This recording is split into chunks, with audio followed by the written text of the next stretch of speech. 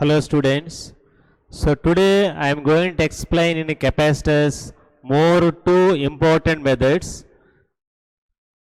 See this one, infinite capacitor network.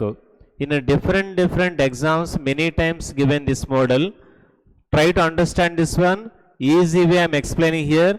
You can apply in exam directly and we can solve within 2 minutes this problem. 2 or 1.5 minutes only. See, this is a given network here. So between 2 points A and B, many capacitors connected here. It means here C1, C2, C1, C2, C1, C2 like this. This network is going on till infinity. This type of circuits if given, how we can calculate effective capacity I am explaining now. So here, which part repeating here? See, from here it is repeating. So this part I am taking suppose some x or C effective. In this given diagram, this whole value given C effective. After that, so this whole value C effective and C2, these two are in series and C1 is in parallel is equal to, so effective capacity only. Why again we are taking effective means here? So one example I am explaining here. So if you are taking one bucket of water from the sea level, the sea water level not changing because, so this is a huge water is present like that. One more example.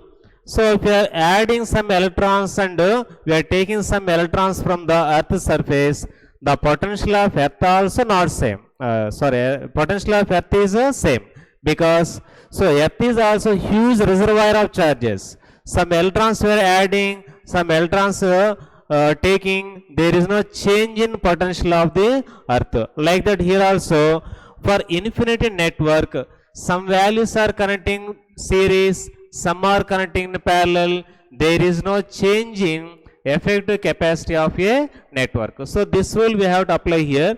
It means this equation we can write here. So this is C effective into C2 series. It means C1 C2 by C1 plus C2 into plus C2 plus, but it is parallel. Parallel means C1. This effective value should be C1. This rule we can apply here. See once again this one how I wrote here. This repeating network I took here C effective. For this C effective, if C2 connecting in series, applied formula here plus, but it is parallel, that's why added here. But this whole value, it is doesn't affect the system. It means again I wrote here C effective only. Example two examples explained like that way here. If you are adding series and parallel, there is no change in effective value for the infinity network. See one problem I am explaining this method.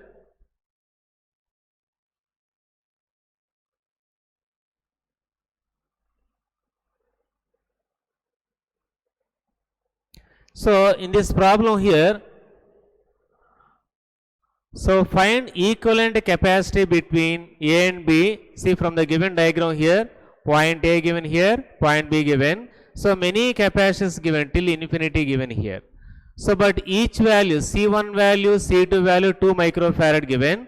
Now we have to use the short technique method, find the effective capacity between A and B. So what I explained just now, the same concept applying here. See from this part, this whole part repeating here.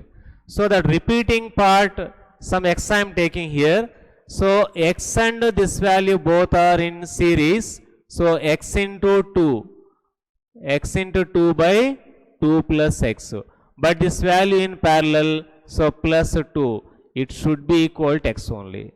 Because for infinite network, if any one value added in series or added in parallel, the effective value does not change. That concept applied here. So if solving this equation, so 2x plus x square is equal to 2x plus 4 plus 2x. 1 2x cancelled here. Now x square minus 2x plus 4 is equal to 0. So by using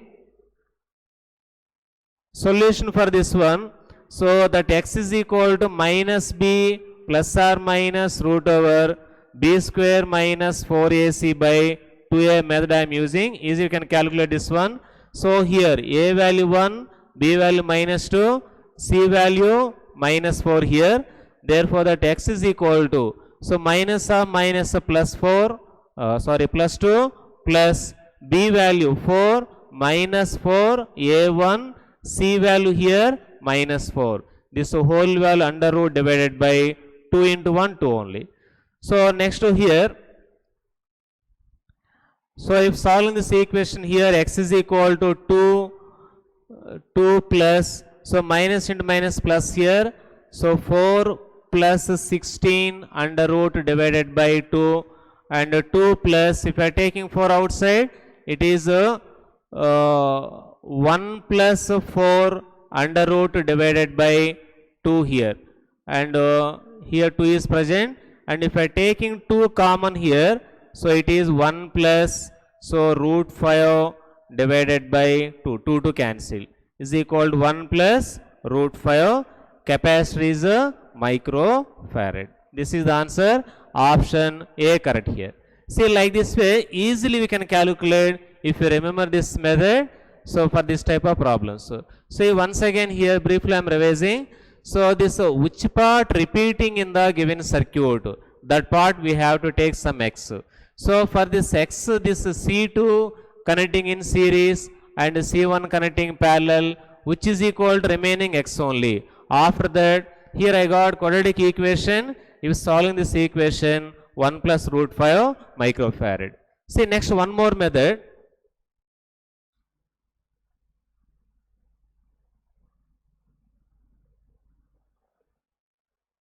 So Wheatstone bridge type of questions are explaining here.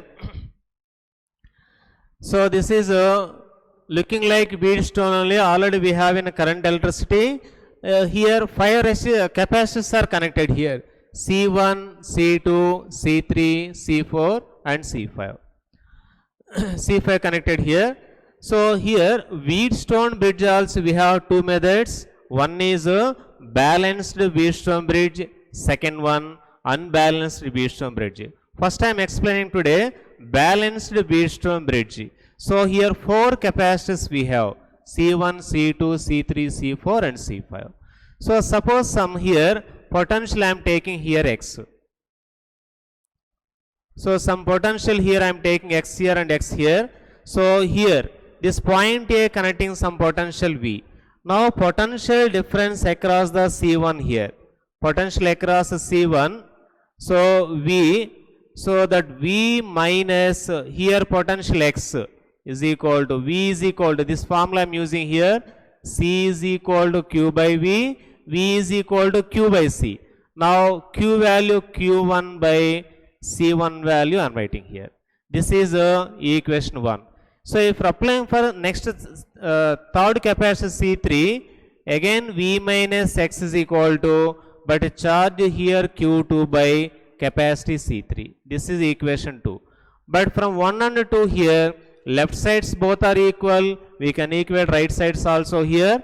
So it means Q1 by C1 is equal to Q2 by C3. So if arranging this equation here, so Q1 by Q2 is equal to C1 by C3. One relation we got. And similarly, the same concept applying for remaining 2 capacitors C2 and C4. But here potential X, here potential 0. It means X minus 0 is equal to, so potential V is equal to Q by C. So charge of this one here Q1 by C2. And for next 4th capacitor, X minus 0 is equal to Q2 by C4. Again left sides both are equal here. We can equate right side. It means Q1 by C2 is equal to, so Q2 by C4. If rearranging this one, Q1 by Q2 is equal to C2 by C4. See, before we got here for C1, C2 capacitor, Q1 by Q2 is equal to C1 by C3, and for C2, C4 capacitor, same thing we got here, Q1 by Q2 is equal to C2 by C4. It means 2 equations here, left sides are equal, we can take right sides also equal here.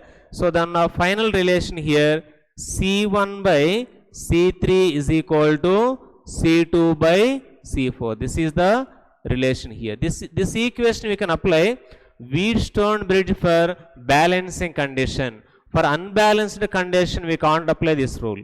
So today I am stopping, students. I will meet again with another video. Thank you.